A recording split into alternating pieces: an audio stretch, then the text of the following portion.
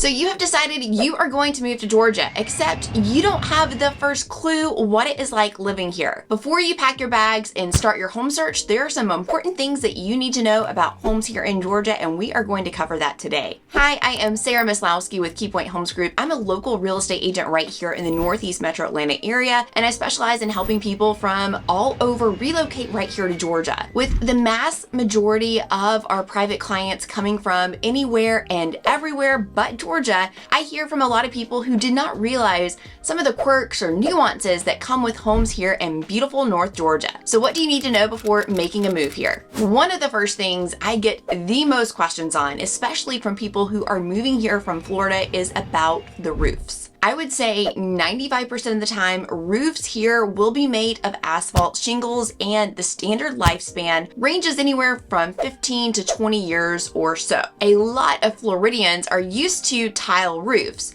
so when they hear that a home here needs a new roof, they are expecting some really hefty price tags. I had some buyers recently who spent nearly $60,000 replacing their roof in Florida. So they were very glad to hear that the average roof here cost around $20,000 for about a 2,500 square foot home. Now, obviously, this is going to depend on the size and the shape of the roof in the house, and that's definitely going to factor into the cost. Not only are roofs expensive in Florida, but the process to get one sounds like a much more difficult task than it is getting one here in Georgia. My Florida client said this about it: I put a new tile roof on our 2,400 square foot ranch home in 2021.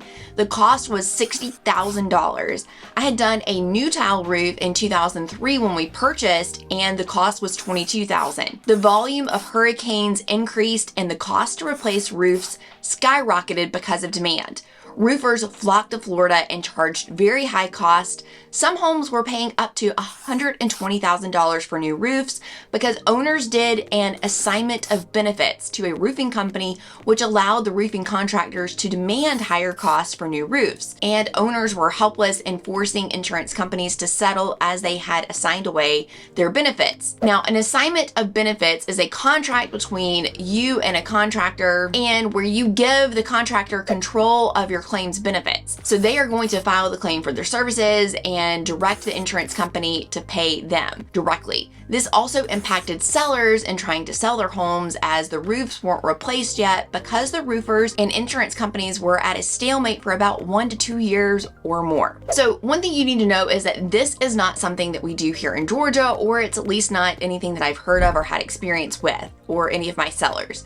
I have a great roofing company that is a well-known and trusted vendor that we work with, who will work directly with your insurance company and will meet the insurance adjuster at the house to show them all of their evidence as to why roofs need to be replaced if there are signs of wind and hail damage. But they are not filing the claim on your behalf. They're just helping you walk through the steps. I feel like I can make an entire video just about the differences of homes between Georgia and Florida. Let me know if that's something that you would like to see. Now, one of the things that we do whenever you are a private client of ours and you are in the process of purchasing a home and we want to have the roof inspected, we can always get the roofing company to come out and give a judgment of the lifespan of the roof and what, if any, repairs need to be made. Just as often as we send them out there to do roof inspections, sometimes they say, yeah, this roof is at the end of its life and it needs to be replaced. Or they say, hey, even though this is an older roof, it's in great shape. So that's something that can give you peace of mind, and one side benefit could be we negotiate a new roof for you. The next thing you need to know is that not every resale house is going to have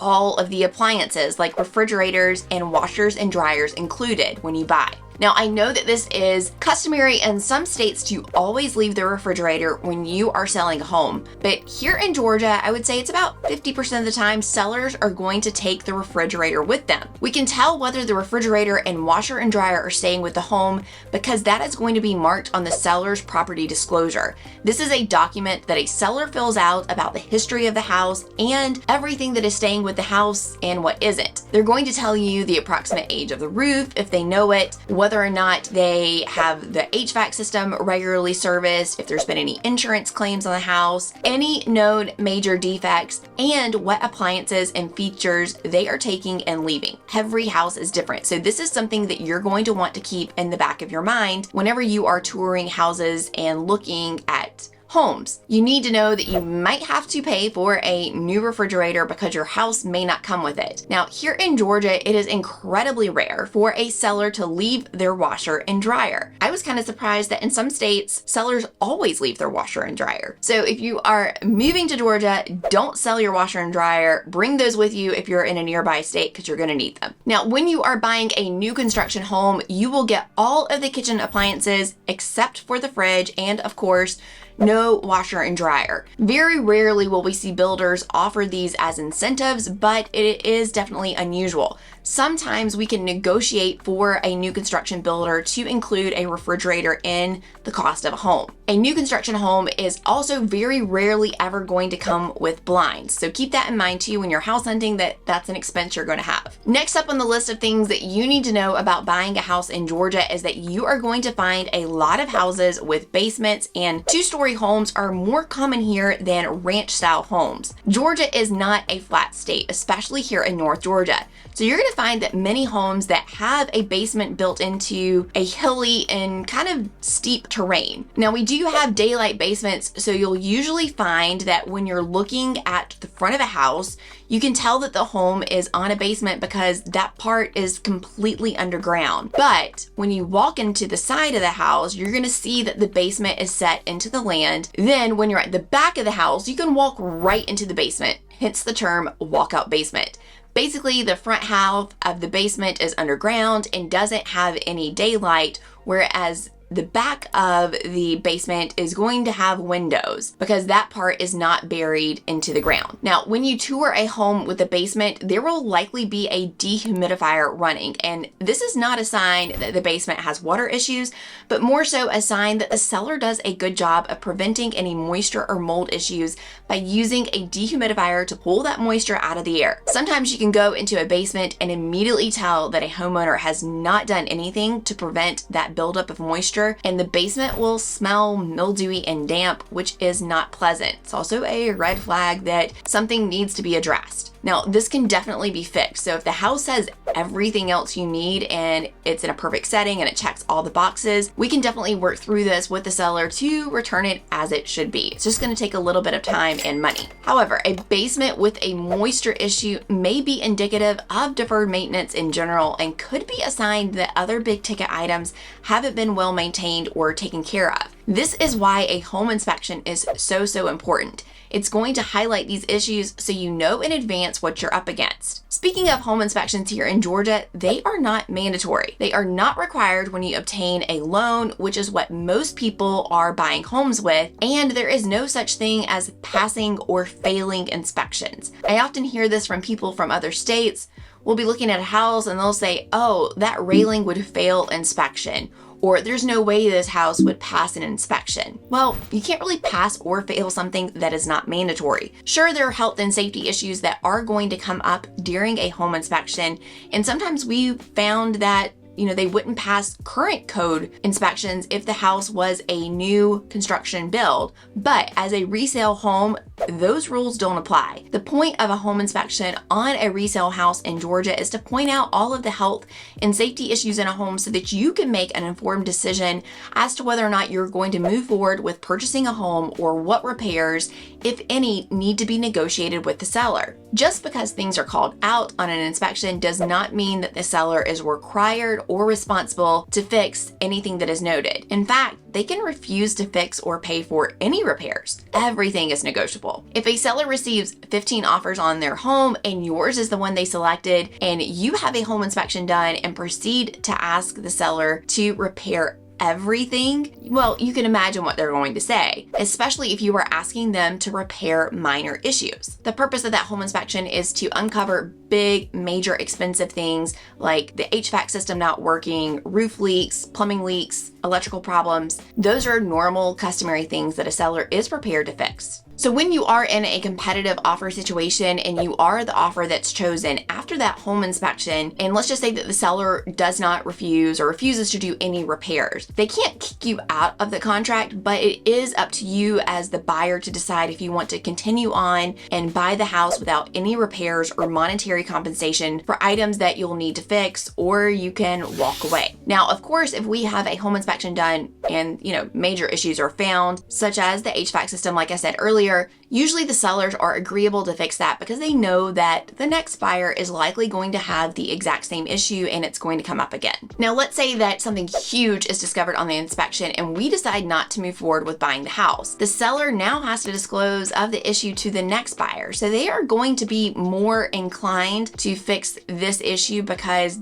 they're not going to want to have to kill a future sale because they're now having to disclose these problems, because now they know. One thing that is for sure, it is highly critical that you listen and trust your agent's advice during the negotiation process of repairs. We know what is and is not acceptable to ask the seller to do during this time period. Of course, you're going to want to have a home that's in great condition, and I hear all the time, I'm paying $500,000 for this home. The seller should take care of these issues. And I completely understand this, and I also know as a seasoned real estate agent how quickly deals can turn sour when a buyer thinks that a seller should address the entire home inspection report when 10 other people want to buy the same house and would not have made the same request. And then I also know when a seller is being unreasonable, so lean in and trust your agent and the advice you are being given. I know this might sound harsh, but a lot of people want to win in real estate, and that's not a great way to approach buying or selling a home. Something else that you will find to be very different about homes in Georgia compared to a lot of other states, especially those in the Midwest or anywhere you find a lot of older homes, is that garages here are going to be attached to the house. If you live in a state like Illinois, you may be used to having a detached garage behind your home,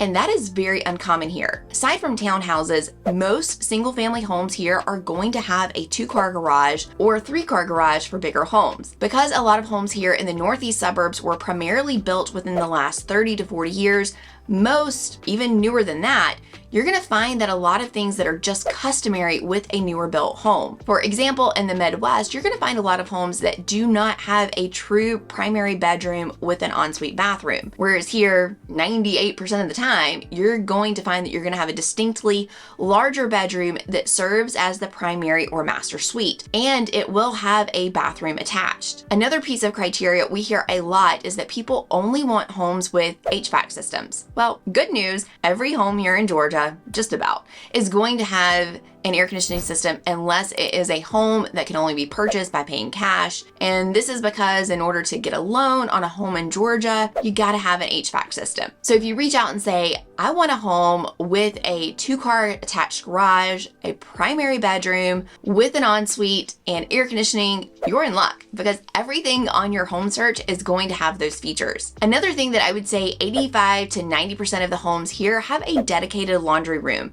usually off of the garage or upstairs in new construction homes as opposed to down in the basement or even outside like you're gonna find in a lot of older homes in other states. Here in Georgia, homes are constructed out of wood frames, and you're gonna find hardy plank siding on most houses, which is made out of concrete composite mixture. You'll find that some houses with brick on the front side and the occasional 4-sided brick home, but this is nearly impossible to find in new construction homes. We also don't have a ton of stucco homes either. These are definitely going to be a lot more rare here, but you are going to find some homes with stucco, and you'll also find some homes with vinyl siding. These homes were most likely built in the 90s or early 2000s. You'll find older homes around Lake Lanier and in other areas closer to Atlanta or on the west side of Atlanta that were built between the 1950s and 1970s. But you'll find that here on the northeast side of Atlanta, most homes were established closer to the 80s and the 90s, and a lot of growth took off in the early 2000s. This is why you will see the style of homes that you do in the areas that I talk about regularly here on the channel. I feel like this is just scratching the surface of the many ways that homes are different here in Georgia than they are throughout the rest of the country.